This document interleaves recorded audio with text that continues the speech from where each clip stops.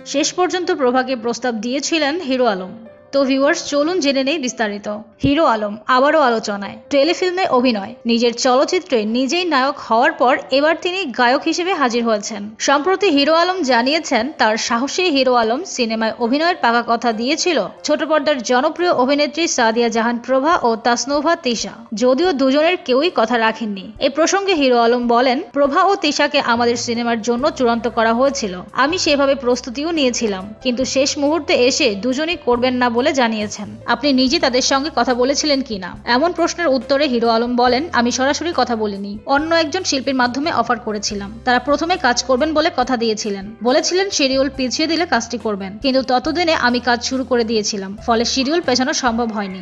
এ প্রসঙ্গে সিনেমাটির পরিচালক মুকুল নেত্রবাদী জানান, প্রভা এবং তিশার সঙ্গে মৌখিক চুক্তি হয়েছিল, পরবর্তী সময়ে তারা অনাগ্রহী হওয়ার কাগজপত্র করা হয়নি, পরে দুজনের জায়গায় রাবিনা বৃষ্টি ও নুসরাতকে নেওয়া হয়। উল্লেখ্য, হিরো আলমের সিনেমাটি প্রথমে শুরু করেছিলেন দেলোয়ার জাহান জন্টু। তিনি একদিন শুটিংও করেছিলেন, কিন্তু হিরো আলমের সঙ্গে বনিবনা না হওয়ায় তিনি সিনেমাটি ছেড়ে দেন। তার স্থলভিষিক্ত হন মুকুল নেত্রবাদী। সাহসী হিরো আলম সিনেমাটি মুক্তির পর প্রশংসা অর্জনে ব্যর্থ হয়। এরপর থেকে নতুন করে সমালোচনা শুরু হয় হিরো আলমকে নিয়ে। হিরো আলমকে চেনেন না এমন মানুষ কমই পাওয়া যাবে, যিনি অনেক চেষ্টার পরেও সফলতা অর্জন করতে পারছে না। তো ভিউয়ার্স, এই জনপ্রিয় হিরো আলমকে আপনাদের কেমন লাগে জানিয়ে দিন ভিডিওর কমেন্ট বক্সে। আর ভিডিওটি ভালো লাগলে লাইক দিন। আর বিনোদন জগতের নানান খবরাখবর পেতে চ্যানেলটি এখনই সাবস্ক্রাইব করুন।